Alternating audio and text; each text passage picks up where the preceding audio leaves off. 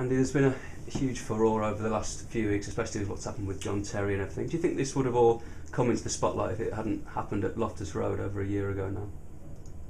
Well, first and foremost, I mean, we're talking about a year ago, and then secondly, we're saying it's taken a year for the judgment to be given, and the fine to be given, the suspension to be given. And not really, you got to say, so should it have taken a year to have got to where we got to? I don't think so. I think it should have been dealt with a lot quicker.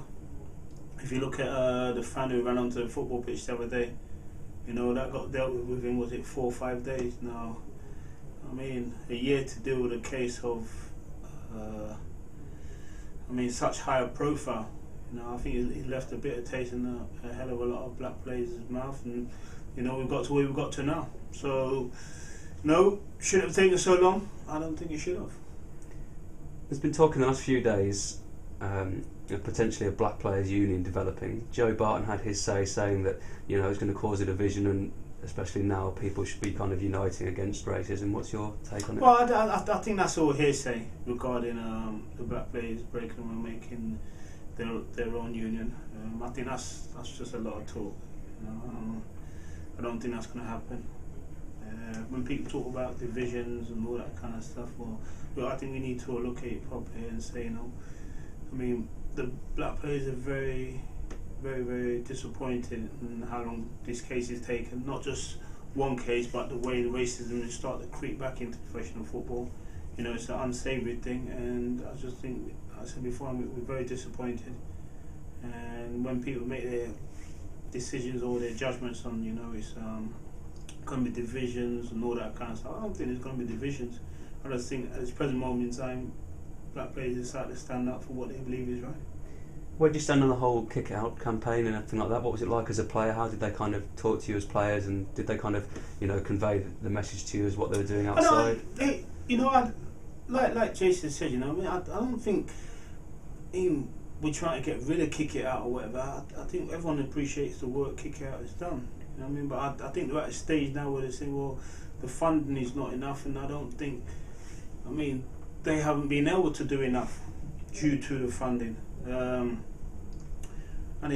To a certain extent, the way these cases have come about and not being dealt with, everyone's very, very disappointed. But if you listen to what's being said now, I don't think anyone's trying to say kick it out and not trying to do their job, but the resources they're working with, they don't have enough resources to their job. So it's each their own. If they want people to wear the t-shirts or don't want to wear the t-shirt, we're all individuals and we all make our own decisions. Do you think they can ever totally eradicate racism in football? No, not a chance. Do you think it's a generations thing with people growing up and younger people coming through now are more used to seeing black players play football? A generation thing, society thing. It's never going to be eradicated. And we're not just talking about in professional football. When people talk about professional football, it's a lot better. Well, fair enough, it is a lot better. But then you go to grassroots football, you go to local football. Is it a lot better? I'm not sure it is. So will they eradicate it? No.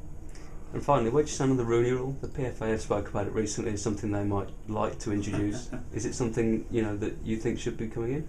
Well, I look at that, and I've had a chuckle up about it before, and I spoke to Member Street about it.